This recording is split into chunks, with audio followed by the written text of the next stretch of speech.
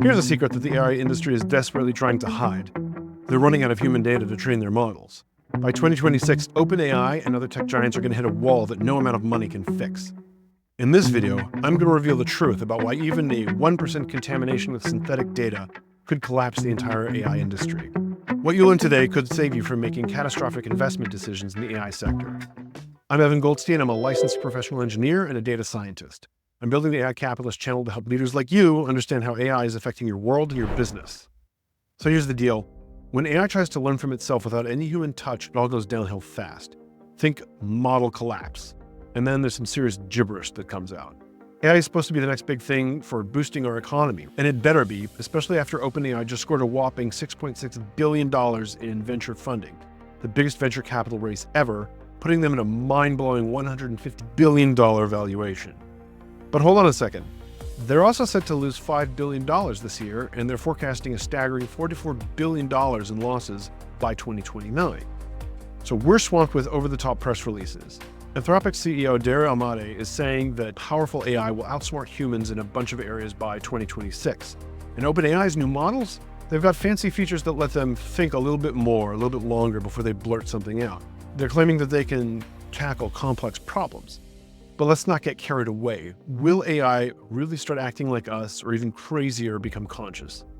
While large language models are cool, they're still just mimicking human thought through statistics. You can't just toss cheaper technology at the issue and expect miracles. It's about a lot more than Moore's law, which is that chips doubling in intensity every 18 months. So here's a reality check. Babies are still smarter than AI. Back in 1988, Robotics with Hans Morvac pointed out that it's relatively easy to make computers ace intelligence tests or games. But giving them even the simplest one-year-old skills in perceiving and moving around, that's a whole other ballgame. Most of our innate abilities are baked into our DNA and the structures of our brains, literally.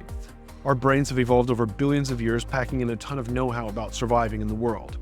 And we trace it all the way back to our fish ancestors. So it's pretty clear that AI has a long road ahead.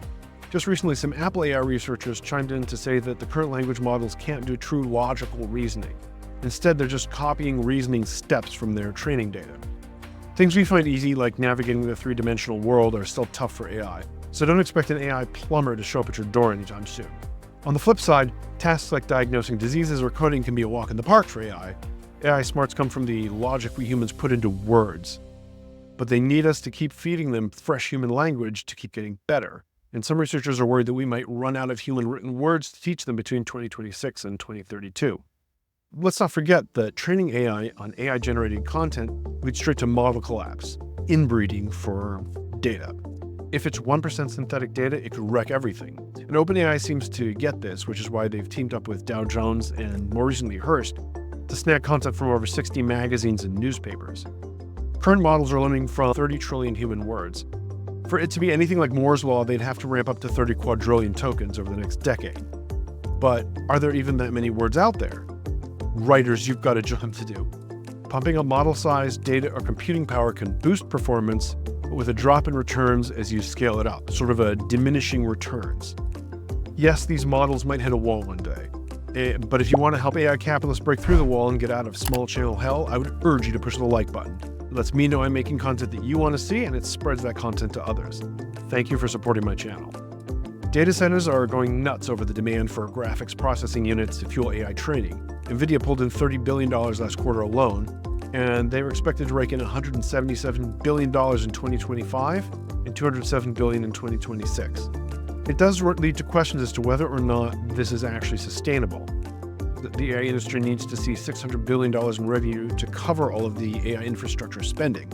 And OpenAI is looking at $3.7 billion in revenue this year, $12 billion a year, and hoping to hit $100 billion, but not until 2029. That's like Elon Musk saying that we're going to be living on Mars by 2018. It might take a decade just to make sense of all this investment in shiny GPU chips. From a wallet standpoint, Gen AI is looking more like a case of too much cash spent with enough returns, which means that a lot of investment cash is going to end up going down the drain. Plus, it's not cheap to run. A single ChatGPT query uses nearly 9 times more electricity than a Google search. Microsoft is even firing up the old reactor at 3 Mile Island that's been shut down since the famous disaster of its name. The abilities of generative AI are immense, but the constraints are putting a strong headwind on forward progress.